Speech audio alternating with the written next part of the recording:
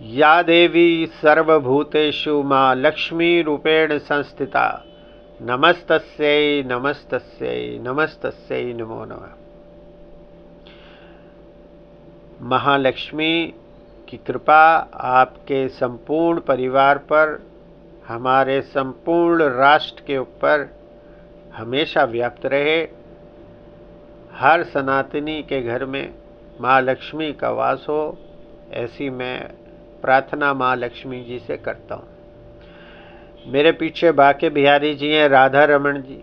श्री राधे रमन जी से भी मैं विशेष प्रार्थना करता हूँ कि आप मधुर मधुर बांसुरी बजाते हुए, वैसे ही लीलाएं करते हुए पुनः हम सबको आनंदित, मोहित और अपना आशीर्वाद घर घर में दीजिए कि जिससे सभी प्राणियों का कल्याण हो। और आप सोच रहे होंगे कि आज मैंने जो है भोले बाबा का जयकारा नहीं लगाया। तो भोले बाबा तो सदैव मेरे साथ में ही रहते हैं। भोले बाबा तो यहाँ रहते हैं, मेरे साथ में ही हैं। पहले मैं आपको भोले बाबा से ही मिलवा देता हूँ। 1 मिनट, ये लीजिए, मिल लीजिए भोले बाबा से। नमः पार्वती पते, हर हर महादेव, हर हर महादेव, हर हर महादेव। तो अब आप भोले बाबा से भी मिल लिए, राधा रमन जी का भी जयकारा हो गया, माँ लक्ष्मी जी को भी प्रार्थना कर ली, और पुनः आप सबको बहुत बहुत शुभकामनाएं दीपावली पर्व की। आने वाले नव वर्ष की भी आपको शुभकामनाएं अभी से। तो एक चीज मैं आपसे वार्ता करने जा रहा हूं कि अधिकतर लोग जो हैं हमारे सभी सनातनी, उनको एक ऐसा लगता है कि जैसे माँ लक्ष्मी, माँ दीपावली का दिन है तो माँ भगवती को हम जो पूजित करते हैं वो कितने ज़्यादा आभूषणों से सुसज्जित कर दें, कितनी मिठाइयाँ चढ़ा दें और कितने फल चढ़ा दें, कितने दिए जला दें, कितने नाना प्रकार के पंचमेवे चढ़ा दें, उनसे खुश कर दें, तो माँ लक्ष्मी जी हमारे ऊपर विशेष कृपा बरसाएंगी और हमारे घर की सभी अलमारियाँ, सभी जितने भी गोपनीय जगह हैं, सारी माँ लक्ष्मी भर देंगी। तो एक चीज याद रखिए कि जब हम जन्म लिया, आप अपने आप सोचिए, जब हम सब ने जन्म लिया और आज 2024, सब अपना पीछे मुड़ के देख लीजिए कि जन्म से लेके अभी तक हम क्या थे और हम कहाँ तक पहुँच गए हैं। मैं आर्थिक दृष्टि से बोल रहा हूँ, आर्थिक मतलब पैसे की दृष्टि से। तो महालक्ष्मी जी की ही कृपा है कि उन्होंने हम नालायकों को लायक बनाते हुए और सदैव अपना आशीर्वाद देते हुए यहाँ तक पहुँचा दिया। वस्तुतः देखा जाए तो हम सारे भगवान के शुक्रगुजार हैं ही नहीं।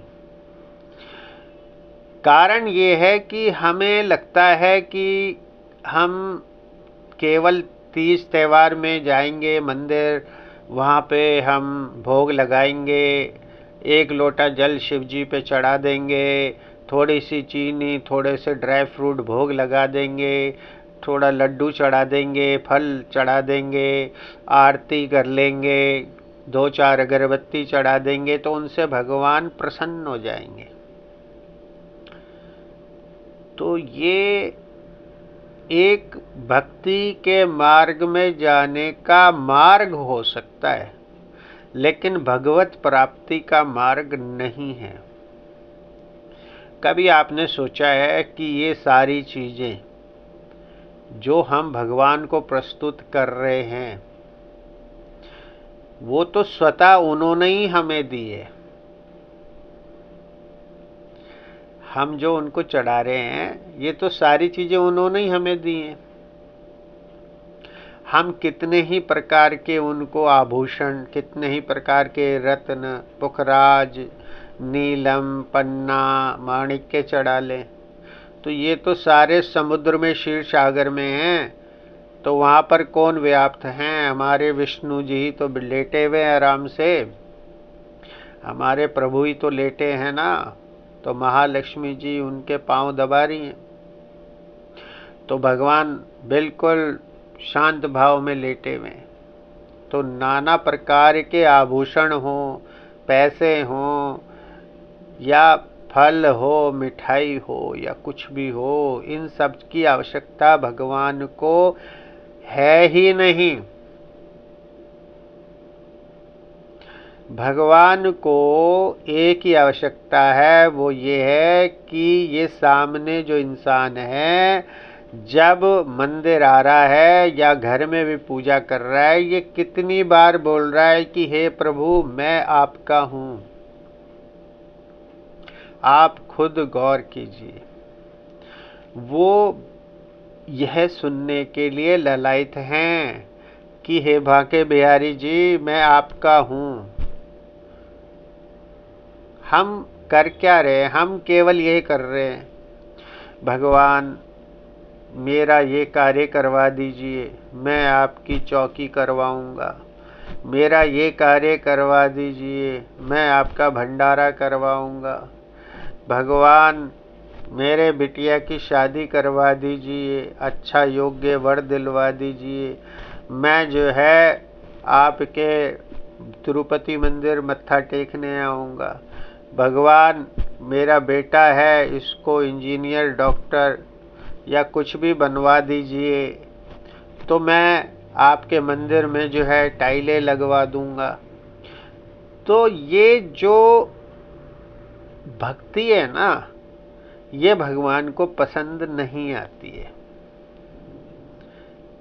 मैं अपने सरल शब्दों में आपको समझा रहा हूं। भगवान जो है, जिस दिन हम पहले ये समझ लें कि भगवान ही हमारे माता पिता हैं, जिस दिन हम ये समझ लेंगे ना कि ये जो श्वास है ना, श्वास अंदर बाहर श्वास का आना जिससे हम जीवित हैं, ये ही भगवान का स्वरूप है। आप खुद समझिए कि ये श्वास है ना, इससे सारा जीवन चल रहा है। मान लीजिए जब जन्म होता है तो नाम हम रख लेते हैं, कुछ भी, किसी का भी कोई भी नाम से पुकारा जाता है। और जैसी किसी की मृत्यु होती है तो क्या बोलते हैं? इस बॉडी को ले जाओ, इस बॉडी को जल्दी से जल्दी ले जाओ। ये बॉडी, वो नाम खत्म, केवल एक ही नाम रह जाता है, बॉडी, शरीर। क्योंकि वस्तुतः आत्मा जो है ना, आत्मिक ज्ञान, उसका तो कोई नाम ही नहीं है। ये तो जो नाम हमने रखा था, जो हमने पूरे जीवन में 80 साल भोगा, किसी ने 60 साल भोगा, किसी ने 50 साल भोगा, कोई 20-22 साल में बच्चा या कोई जवान चला जाता है, कोई पैदा होते ही चले जाते हैं। क्षमा कीजिए। तो वो जो नाम था वो जो नाम था वो तो आर्टिफिशियल था। तो जो नाम है वो कहाँ आके रुक गया? जैसे ही श्वास गई, नाम रह गया। चिंतामणि से नाम क्या हो गया? बॉडी। हिंदी में पार्थिव शरीर, मृत शरीर, इसको ले जाओ और पंच तत्व में विलीन कर दो। तो सबसे पहले जो, अगर हमें महालक्ष्मी गणपति जी या माँ दुर्गा या भोले बाबा या कोई भी भगवान को समझना है। प्रसन्न तो भगवान तो सदैव प्रसन्न रहते हैं। अगर प्रसन्न नहीं किया होता, अगर वो प्रसन्न नहीं होते तो हमें मानव शरीर नहीं देते, ये तो निश्चित है। अब मानव शरीर क्यों मिला है? मानव शरीर मिला ही इसलिए कि वो कह रहे जो तेरे प्रारब्ध के जो कर्म थे ना तो कुछ अच्छे थे, इसलिए तुझे मानव शरीर दे दिया और उस मानव शरीर में तू मेरे को ध्याता रहे। क्योंकि अगर तू ध्याता रहेगा तो वो परम पिता जो है ना, परम पिता समझिए सबके बॉस, परम पिता जिसने पूरी सृष्टि की उत्पत्ति करी है, हमारी नहीं पूरी सृष्टि ब्रह्मांड की उत्पत्ति करी है, तो वो परम पिता को बड़ी खुशी होती है जब हम कहते हैं हम आपके, माता रानी मैं आपका हूँ, भोले बाबा मैं आपका हूँ, बाके बिहारी जी मैं आपका हूँ। जहाँ हमने ये बोल दिया ना तवास्मी मैं आपका हूँ, तो वो खुश हो जाते।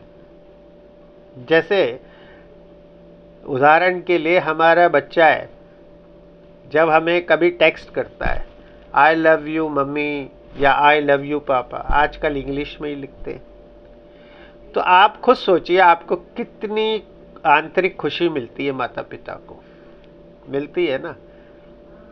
या फिर जब वही बच्चे हमारे कहीं विदेश दूर रह रहे हैं और वहाँ कोई वो बहुत अच्छी उपलब्धि हासिल करते हैं और जब वो वहाँ से फ़ोटो भेजते हैं या कोई डिग्री लेते हैं, तो माता पिता को जो खुशी होती है ना वो माता पिता ही जानते हैं। तो अब आप सोचिए वो इसलिए खुशी हुई क्योंकि आपने जो अपने बच्चे को पाला पोसा और वो इस लायक बना कि वो अपनी खुशियाँ आपको बता रहे हैं और वो समर्पित है। वो कह रहे मम्मी पापा माता पिता, तो सबसे पहले तो यही है ना। एक सिंपल सी बात है, आपका बच्चा विदेश में रह रहा है और उसको मान लीजिए 10,000 रुपये की जरूरत पड़ गई, तो आपके लिए कोई बड़ी डील नहीं है ना वो 10,000 रुपये। आपके लिए तो ये है कि क्योंकि ये मेरा अंश है, ये मेरा बेटा या बेटी है, इसको तो देना ही देना है, तो किसके लिए कमा रहे हैं हम। उससे बड़ी खुशी जो है, सबसे ज़्यादा खुशी कब होती है, जब वो बेटा बेटी आपको या हम सबको माता पिता को याद रखते हैं। कोई ओकेजन हो, सुख होगा तब याद करेंगे तो बहुत खुशी होती है, दुख है तो हम उनके दुख में शामिल होके उनको सही मार्ग दिखाएंगे तो यूँ लगेगा कि हाँ हमारा बेटा विचलित नहीं हुआ, बेटी विचलित नहीं हुई, भटके नहीं। तो ये भी एक बहुत बड़ी खुशी है, इससे आत्मिक संतोष मिलता है। तो वही आत्मिक संतोष, वही अंतर आत्मा का जो मिलन है परम पिता से, बाके बिहारी से या जिनसे बोलो सृष्टि के रचयिता से, वो ये सुनने के लिए ललायित है कि भगवान मैं आपका हूँ, पिताजी भोलेनाथ पिताजी मैं आपका हूँ, माँ भगवती मैं आपका बेटा हूँ। उनसे बात करना, क्योंकि मूलतः सभी लोग मंदिर जाते, मैंने तो आज तक नहीं देखा कि भाई कोई बैठते भी नहीं है मंदिर में, बैठना चाहिए, शास्त्रों का विधान है। आप बैठिए, ईश्वर से बात करिए। ईश्वर मतलब ये नहीं है कि वो सुप्रीम कोर्ट बनाना नहीं है उनको, वो तो ऑलरेडी हैं, लेकिन उनसे तार जोड़ना है, आत्मीयता का तार अंदर से। वो आत्मीयता का तार जिस दिन जुड़ेगा तो आप देखिए कि आपको कितना आनंद आएगा।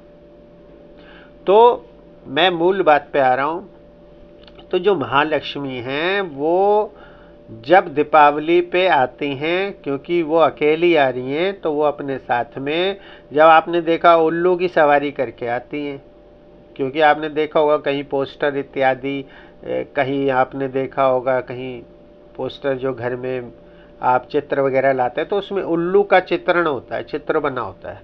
तो महालक्ष्मी जो है उस समय उल्लू की सवारी पे आती हैं, क्योंकि महालक्ष्मी जो है वो ये कह रही है एक तरीके से कि भाई मैं अभी आई हूं क्योंकि मैं पूर्ण नहीं हूं। महालक्ष्मी पूर्ण कब हैं? महालक्ष्मी तो पूर्ण कहाँ हैं? वो हैं विष्णु जी के साथ ही हैं। महालक्ष्मी जी कभी भी विष्णु जी के बगैर पूर्ण हो ही नहीं सकती। तो वो आती हैं क्योंकि जो समुद्र मंथन हुआ तब उत्पत्ति हुई, तो इसलिए हम दीपावली पर्व मनाते हैं और महालक्ष्मी को खुश करते हैं।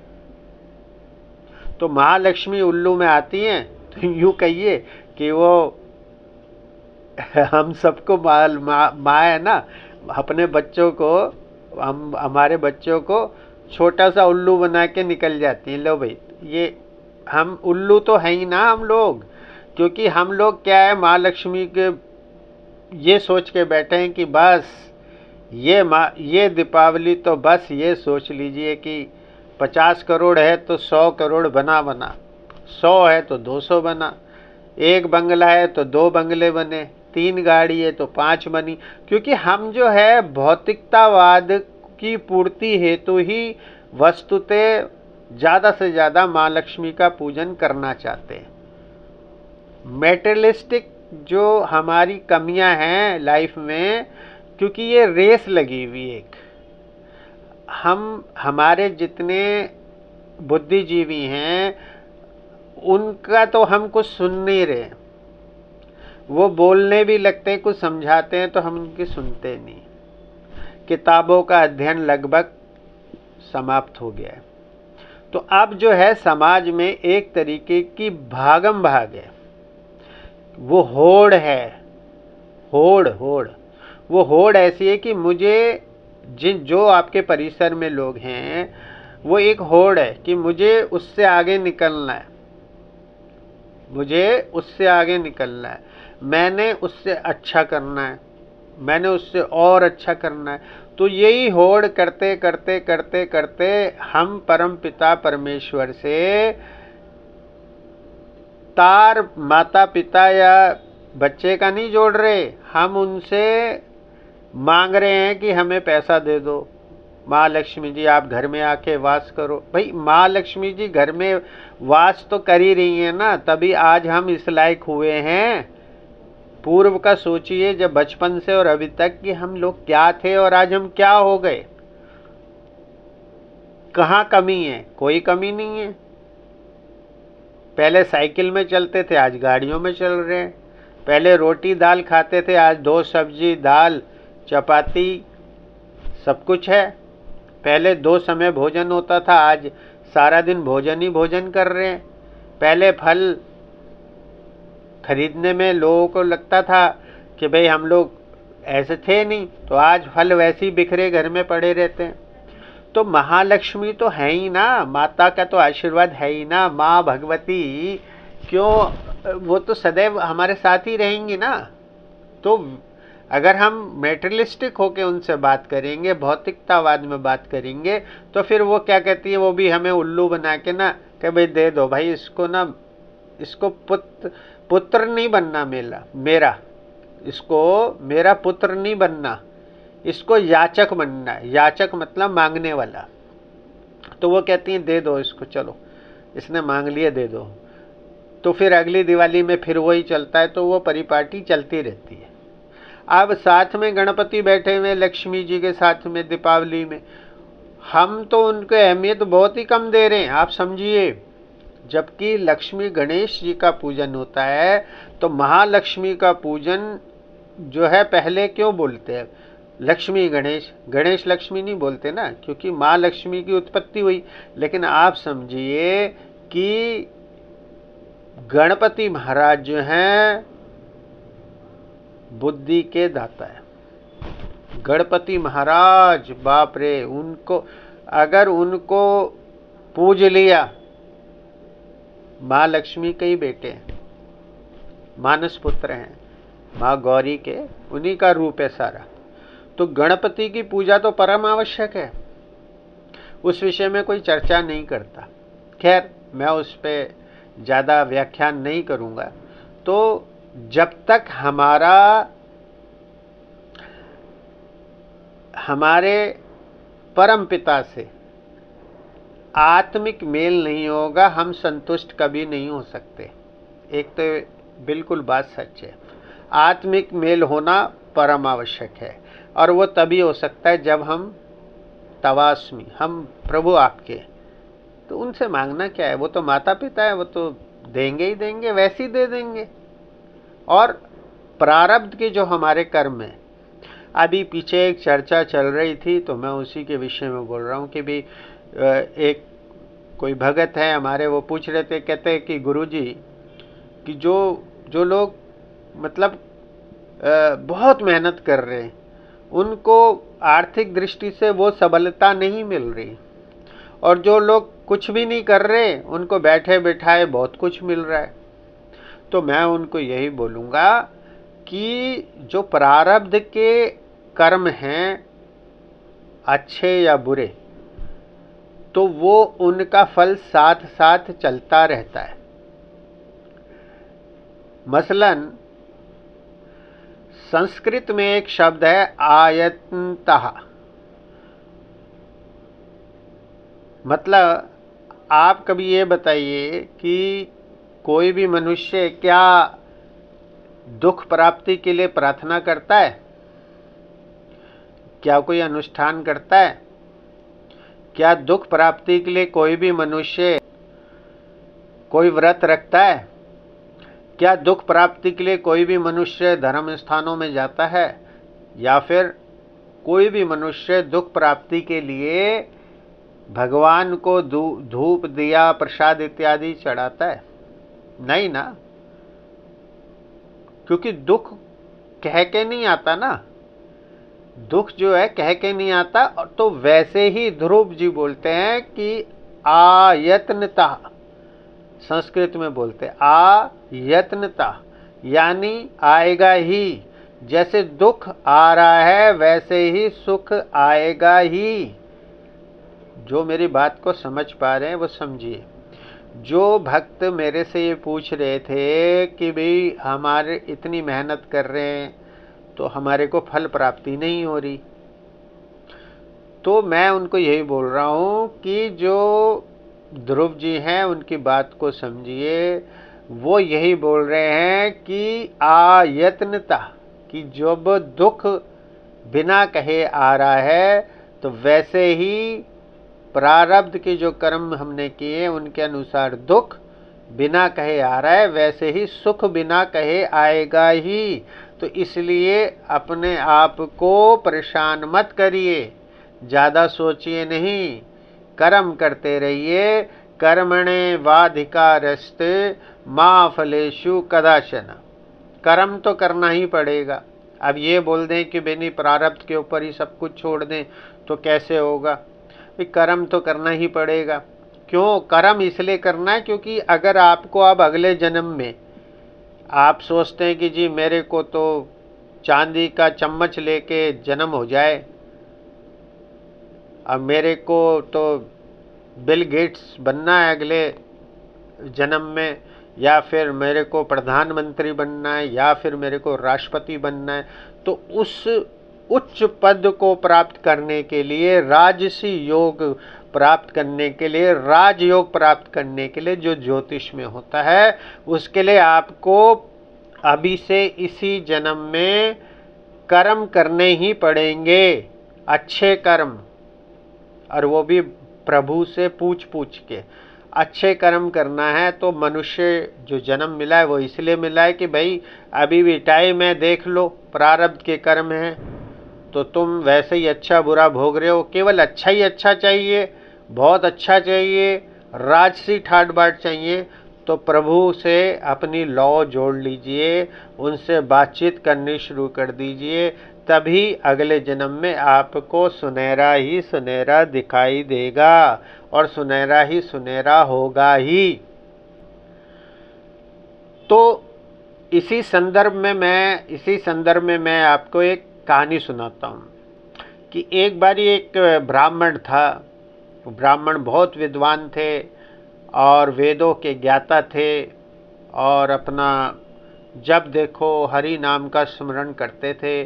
कहीं वो किसी प्रकार से किसी भी तरीके से किसी से याचना नहीं करते थे, अपना कर्म कांड करते थे, पूजा करते थे। पूजा करने के पश्चात ही वो अपने दान दक्षिणा द्रव्य लेते थे। बहुत ही अपने कर्मठ कर्मों से थे, प्रभु के ध्यान में ही लिप्त रहते थे। उनकी एक पुत्री थी, कहानी है लेकिन आप ध्यान से सुनिए, शायद आपको समझ आ जाएगा। प्रारब्ध के विषय की बात कह रहा हूं। तो उनकी एक पुत्री थी, वो विवाह के योग्य हो गई। तो अब उनको ये चिंता सताने लगी कि भाई पुत्री है, अब इसके विवाह में तो खर्चा होगा, इतना धन कहाँ से आएगा। मैं तो प्रभु की भक्ति करता हूँ और साथ ही साथ में मेरे पास कोई ना व्यापार है ना कुछ है। तो खैर उन्होंने माँ लक्ष्मी जी की पूजा शुरू कर दी, क्योंकि माँ लक्ष्मी ही धन देंगी, जैसे कि हम सब समझते हैं। तो वो माँ लक्ष्मी की पूजा में तल्लीन हो गए। तो वो माँ लक्ष्मी की जो पूजा है काफ़ी समय हो गया, करते रहे। उधर इतना समय बीत गया कि वो बिटिया की शादी उस गांव के सभी लोगों ने मिलकर कि भाई ब्राह्मण की पुत्री है, ये भी एक बहुत बड़ा धर्म है। सबने मिलकर सबने अपना अपना सहयोग देकर पंडित जी की जो पुत्री थी उनकी शादी करवा दी। तो उधर जो है पंडित जी जो है वो तो कर्मठ थे, पूजा भक्ति में थे, उनको पता ही नहीं चला। वो पूजा करते करते उन्हें 5 वर्ष बीत गए, माँ लक्ष्मी की पूजा करते करते। अब महालक्ष्मी जी एक दिन उनके समक्ष आ गई। तो उन्होंने बोला, विप्र मतलब ब्राह्मण, आपको क्या चाहिए, आप क्यों परेशान हो रखे हैं। तो वो हाथ जोड़ते हैं, माँ लक्ष्मी को प्रणाम करते हैं, कहते हैं हे देवी, आपसे कुछ छुपा नहीं हो, आप जगत की माता हो। मेरी एक पुत्री है, मुझे उसका विवाह करना है।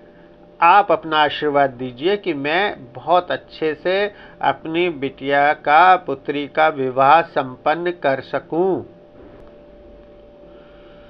तो ऐसी याचना सुनते हुए माँ भगवती, माँ लक्ष्मी के आगे, माता तो करुणामयी है ही, या देवी सर्वभूतेषु माँ लक्ष्मी रूपेण संस्थिता, नमस्तस्यै नमस्तस्यै नमस्तस्यै नमो नमः। माँ लक्ष्मी जो पंडित जी हैं, ब्राह्मण देवता, उनकी पूजा से बहुत प्रसन्न हुई।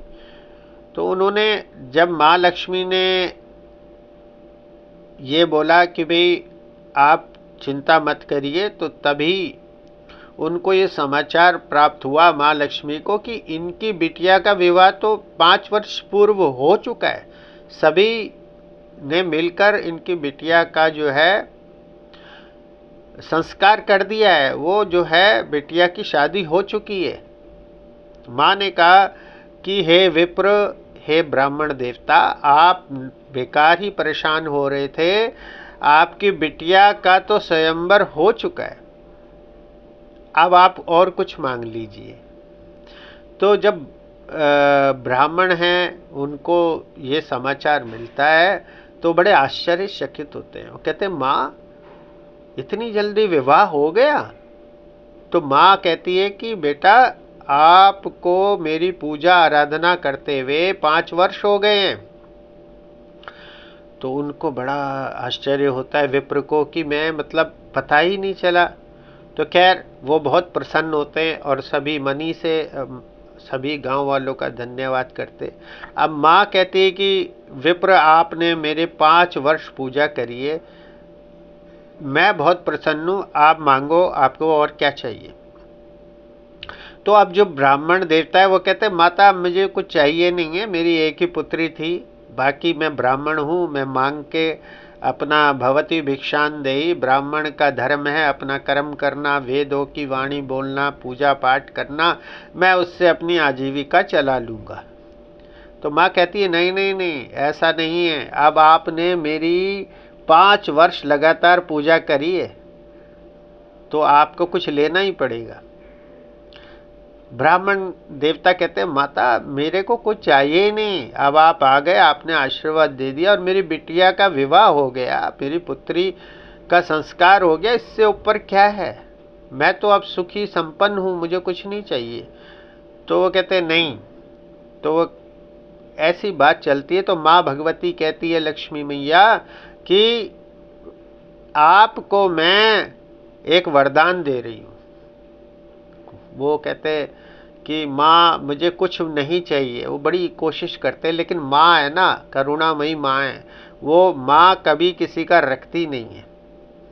यही मैं बात को अभी पीछे आपको बता रहा था। तो माँ है ना और पिता ये कभी किसी का रखते नहीं है, दे देते हैं।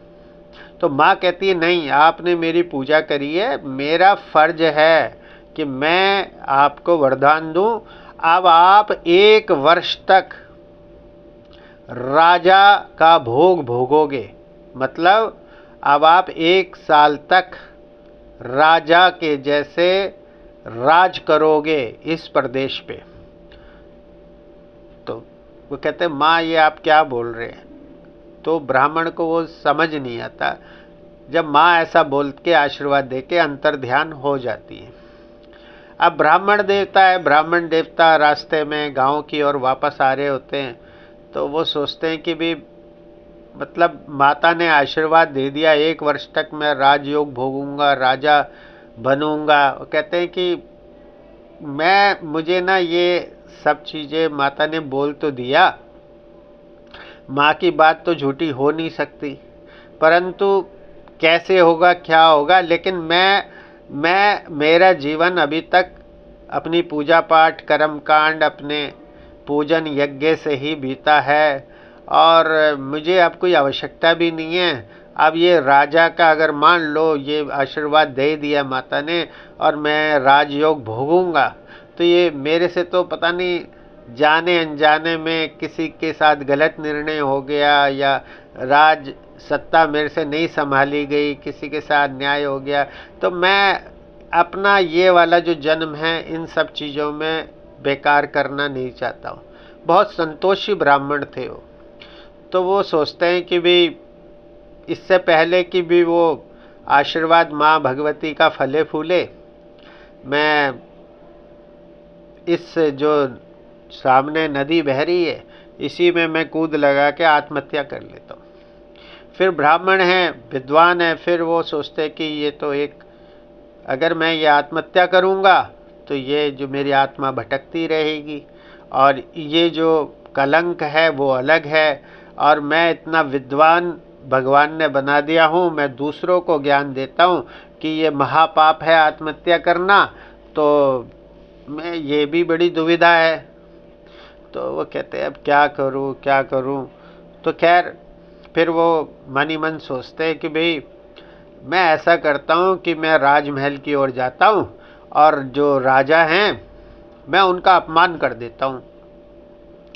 अगर मैं उनका अपमान करूँगा तो वो मुझे मृत्युदंड दे देंगे, तो मेरा ये यात्रा यहीं समाप्त हो जाएंगी और राजा के दिया हुआ जो मृत्युदंड होता है वो कोई श्रापित नहीं होता है, वो निर्णय कर सकता है राजा, तो मेरे को कोई दोष नहीं लगेगा। बहुत ही विद्वान ब्राह्मण और बहुत ही संतुष्ट ब्राह्मण। अब वो चले जाते हैं महल की ओर। महल में जाते हैं तो वहाँ पर राजा बैठे होते हैं अपनी गद्दी पे, सिंहासन पे। तो जब ब्राह्मण को वो प्रणाम करते हैं कि आइए विप्रवर आइए, तो जो ब्राह्मण हैं वो अपने पाँव से जो खड़ाव है वो निकाल के दूर से राजा के सिंहासन की ओर फेंकते, अपनी खड़ाव जो पादुकाएं होती हैं। तो वो राजा की तरफ जब वो खड़ाव उड़ते हुए जाती है तो राजा हल्का सा यूं हो जाते। तो वो खड़ाव जो है राजा के ऊपर जो छत्र होता है आपने देखा होगा, वो छत्र में जाके टकराते। अब वो जब टकराता है वो खड़ाव तो वो नीचे गिरता है, तो राजा को बहुत क्रोध आता है कि भाई ये क्या, मैं इनको प्रणाम कर रहा हूँ और ये मेरे को अपने पाँव के पादुकाएं लेके मार रहे हैं। अब ब्राह्मण तो यही चाहता था कि ये मेरे को जो है मृत्यु दंड दे, क्योंकि मैंने तो राजा के तिरस्कार किया है। अब राजा जो है वो बोलते हैं कि वे इनको कैद कर लो। तो जब भी वो कैद करते हैं तो राजा जब देखते हैं नीचे की ओर, तो उनके नीचे देखते हैं तो जो उनका छत्र पे जहाँ पर खड़ाओं टकराया होता है, वहाँ से नीचे एक काले रंग की नागिन उस खड़ाओं की चोट से मर के और नीचे गिर जाती है उनके पाँव में। तो राजा को बड़ा आश्चर्य होता है, वो बड़े परेशान होते हैं कि ये क्या हुआ, मेरे सिंहासन के नीचे एक जो है नागिन मरी हुई है और इन्होंने खड़ाओं मारा है। तो वो बुलाते हैं अपने ज्योतिषाचार्य को। तो जो ज्योतिषाचार्य हैं वो राजा की कुंडली देखते हैं, ध्यान लगाते हैं। वो कहते हैं, राजन, आज तो आपका जो है काल सर्प दोष था, आज आपकी मृत्यु निश्चित थी, काल सर्प दोष था आपकी कुंडली में। अगर ये ब्राह्मण देवता ऐसा नहीं करते तो आपकी जान जाना निश्चित था। अब क्या था, अब तो राजा को बड़ा मन में ठेस पहुंचती है कि मैंने ये क्या किया कि विप्र को जो है गलत समझा, पंडित जी को। अब तो राजन भागते हुए जाते हैं, सैनिकों को हटाते हैं, हटो हटो हटो, और जो ब्राह्मण हैं उनको हाथ पकड़ के खींच के लाते हैं और अपने आसन पे बैठा देते हैं। रानी महालक्ष्मी का आशीर्वाद फलीभूत हो गया और वो राजयोग हो गया। राजन जो है पांव धुलाते हैं और जो है उनकी नाना प्रकार से सेवा करते हैं ब्राह्मण की। अब ब्राह्मण कहता है, ये मैं कहाँ फंस गया, मैं तो इनको अपमानित करने आया था, इन्होंने मुझे अपने सिंहासन में बैठा दिया। अब क्या हो, वो सिंहासन में बैठे और राजा नीचे दूसरी कुर्सी पे बैठे कि नहीं नहीं, ये तो जन्म आपके द्वारा दिया हुआ है, ये जन्म जो है मैं तो अब ऋणी हूँ आपका, मैं नहीं बैठूंगा इस सिंहासन में, आप ही बैठोगे, आप ही इसके हकदार हो, आपने मेरा दूसरा जन्म दिया है। अब राजा ये बोले, क्योंकि वो तो माँ लक्ष्मी का वरदान था कि भाई अब 1 साल तक तुम्हें राजयोग रहेगा, तो राजयोग चलना शुरू हो गया। तो अब तो राजा जो खाए तो पहले पंडित जी को खिलाए, राजा कहीं जाए घूमने तो पंडित जी को अपने साथ ही ले जाए। कुछ भी कार्य हो, राजा सबसे पहले राजसी का जो भी ठाट बाट थे वो पंडित जी को, ब्राह्मण देवता को आगे पहले ये करेंगे, भोजन होगा तो यही करेंगे। तो अब ऐसा करते करते करते समय बीतता गया। अब एक दिन राजा जो है जंगल में शिकार को गए, तो वहाँ पर अपना जो टेंट इत्यादि जो भी उनका शिविर होता है वो लगा के बैठ जाते हैं और ब्राह्मण देवता को बोलते हैं कि मैं आपके चरण दबा देता हूँ, आपके पाँव की मालिश कर देता हूँ। क्योंकि ब्राह्मण देवता हैं वो तो पैदल आते हैं, राजा घोड़े पे जाता है, लेकिन वो कहते हैं नहीं नहीं, आप थक गए होंगे, आप लेटिए। आपके वो चरण जो है दबाते हैं और अनेक तरीके से उनकी सेवा करते हैं ब्राह्मण की, और बोलते हैं नहीं नहीं, आप शिविर में आप और मैं एक ही शिविर में रहेंगे, यानी एक ही टेंट के अंदर रहेंगे। मैं नहीं चाहता कोई जंगली जानवर आपके ऊपर कोई दिक्कत पैदा करे या कोई हमला करे। तो वो दोनों सो जाते हैं। अब अचानक ही जो है ब्राह्मण देवता की नींद खुलती है। अब ब्राह्मण देवता की नींद खुलते ही वो क्या देखते हैं कि राजा के सामने एक सर्प बिल्कुल चौकड़ी, मतलब अपना फन उठाए और राजा की छाती के ऊपर बैठा है, और राजा धुत एकदम आराम से सो रखे हैं, गहरी नींद में, उनको होश ही नहीं है। अब ब्राह्मण को ये होता है कि अरे ये क्या हो रहा है, ये मैं कैसे देख पा रहा हूँ। तो ब्राह्मण एकदम तलवार उठाते हैं और उस सर्प को मारने के लिए जैसे ही पास में जाते हैं राजा के समीप, तो राजा की आंख खुलती है। तो इतने में सर्प वहाँ से अंतर्ध्यान हो जाता है, गायब हो जाता है, चला जाता है। तो राजा देखता है, एकदम हड़बड़ा के उठता है और देखता है कि ब्राह्मण देवता के हाथ में तलवार है। तो बड़ा आश्चर्यचकित होता है, कहता है महाराज ये क्या कर रहे आप, मतलब मेरे को सोए में मारने की आप चेष्टा कर रहे थे। मैंने तो आपको अपने सर आंखों में बैठाया, अपने सिंहासन में बैठाया, और आप ये क्या कर रहे थे। आपने ऐसा क्यों सोचा कि आप मेरी मृत्यु कर देंगे। तो राजा को बड़ा आवेश आता है। राजा कहता है मन तो यही आता है कि मैं अभी इसी खड़ग से आपका गला अलग कर दूं, परंतु मैं विवश हूं क्योंकि आपने मेरी एक बार जान बचाई है और मैं आपके ऋण के तले दबा हुआ हूँ। आज मैं वो ऋण से ऋण हो रहा हूँ, मैं मुक्त हो रहा हूँ, इसलिए मैं आज आपकी हत्या नहीं करूँगा, जबकि आपने जघन्य अपराध किया है। जाइए, मैं आपकी हत्या नहीं कर रहा, आप मेरे राजपाट से, इस राज्य से बहुत दूर चले जाइए। आज के बाद आप मेरे राज्य के आसपास दिखाई भी मत देना। तो ब्राह्मण देवता हैं, अपना चुपचाप सर झुकाए राम राम राम करते हुए निकल जाते हैं। जैसे शिविर से बाहर निकलते महालक्ष्मी जी सामने प्रकट हो जाती हैं। तो महालक्ष्मी जी को वो प्रणाम करते, कहते माँ भगवती ये कैसा खेल है आपने। तो महालक्ष्मी जी यही बोलती हैं कि ब्राह्मण देवता देखो, आपने जो मेरी पूजा अर्चना की और उसके पश्चात मैंने आपको फल देने का आशीर्वाद दिया, 1 वर्ष आज वो पूर्ण हो गया। आज पूरा 1 वर्ष पूर्ण हो गया, आपने राजयोग भोगा, और यही सृष्टि का नियम है, जैसा हम कर्म करेंगे उतना फल तो हमें भोगना ही भोगना है। तो यानी कहने का तात्पर्य ये है कि जब हमारे अच्छे कर्मों का फल प्रारब्ध का जो हमारे साथ चलेगा, तो उसकी सीमा कितनी भी हो सकती है, 1 दिन भी हो सकती है, 1 वर्ष भी हो सकती है, 5 वर्ष भी, 10 वर्ष भी, 20 वर्ष भी, 100 वर्ष, पूरे जीवन काल तक के लिए भी हो सकती है। वो डिपेंड उस चीज पे करता है कि प्रारब्ध में, पूर्व जन्म में हमने कितने अच्छे कर्म किए, और अगर हमने बुरे कर्म किए प्रारब्ध में, तो ये तो निश्चित है कि वो भोग इस जन्म में भोगना है। तो जिनके साथ में परेशानियां ज़्यादा हैं या बहुत ज़्यादा कुछ ना कुछ समस्याएं लगी रहती हैं, तो उनके लिए एक बहुत अच्छी बात है, और हम सभी के लिए कह रहा हूँ कि अभी भी ये समझ जाइए कि ये मनुष्य जन्म बार बार नहीं मिलता, ये मनुष्य जन्म बार बार नहीं मिलता।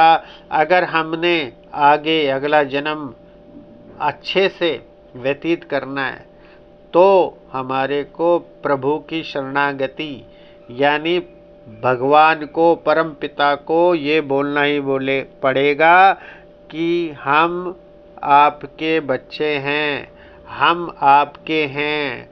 जो मैंने पहले भी उदाहरण दिया कि वो खुश इसी चीज़ से होते हैं, बड़े बड़े मेवों से नहीं, बड़े बड़े पूजन, बड़े बड़े आरतियाँ, बड़े बड़े घंटे घड़ियाल बजाने कुछ नहीं होगा, जब तक आपकी भक्ति या मेरी भक्ति में भाव नहीं होगा। जिस दिन भाव आना शुरू हो जाएगा, आप देखिए कि आपको अंदर से ही ऐसा अनुभूत होना शुरू हो जाएगा कि हमारे साथ सब कुछ ठीक हो रहा है। तो यही चीज़ याद रखनी है कि हमको जब मृत्यु को प्राप्त करना है, हम सब ने जाना ही है एक दिन, जब मृत्यु को प्राप्त होना है, तो प्रयास ये कीजिए कि जब हम मृत्यु को प्राप्त हों तो हम एक बॉडी कहकर ना बुलाए जाएं, हमारे को सब ये बोलें कि ये विष्णु भक्त हैं, ये हरि के जन हैं, हरि भक्त हैं।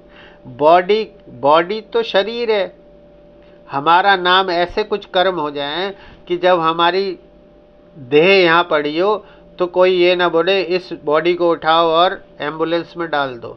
सब यही बोले कि ये जो है विष्णु प्रिय हैं, ये विष्णु जी के भक्त हैं, परम भक्त हैं, इन्हें आराम से एम्बुलेंस में ले जाइए, इनको आराम से उठाइए, इनको आराम से जो है पंच तत्व में विलीन कीजिए।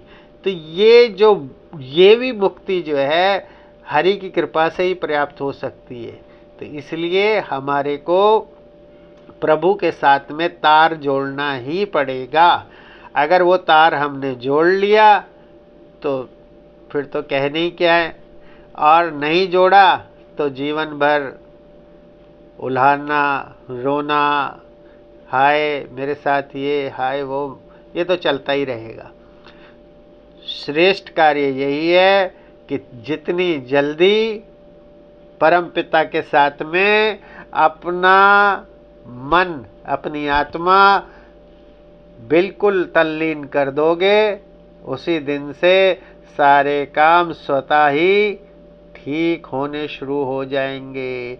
मन अंदर से प्रसन्न रहना शुरू हो जाएगा। आपने देखा नहीं है, आजकल लोग बाहरी रूप से तो सब चमक रहे हैं, लेकिन आंतरिक रूप से प्रसन्न कोई नहीं है।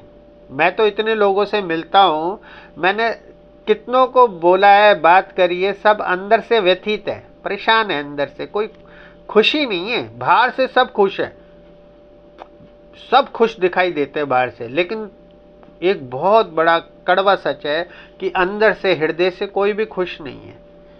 क्योंकि उस रेस में दौड़ते जा रहे, उस मृग तृष्णा में दौड़ते जा रहे हैं, उनको समझ ही नहीं आ रहा करना क्या है। तो अगर उस मृग तृष्णा से बचना है, जैसे हमारे बाहर तेज है वैसी दिव्य तेज अंदर भी अंकुरित हो, अंदर ही इतनी खुशी हो कि सारा दिन पता ही नहीं चले कैसे व्यतीत हो गया, और कोई भी किसी प्रकार की टेंशन ही ना हो, मन हमेशा खुश रहे, प्रफुल्लित रहे, जोश में रहे। तो वो कैसे रहेगा? वो रहेगा, ये पीछे बैठे मेरे राधा रमन जी या भोले बाबा या माँ भगवती, इन सब माता पिताओं से अपना तार जोड़ लीजिए जितनी जल्दी हो सकता है। माँ भगवती, भोले बाबा, राधा रमन जी, राधे जू जी, आप सब पर अपनी विशेष कृपा बनाएं और हम सब उनके बच्चे कहलाएं। जय जय श्री राधे, जय जय श्री राधे, जय जय श्री राधे।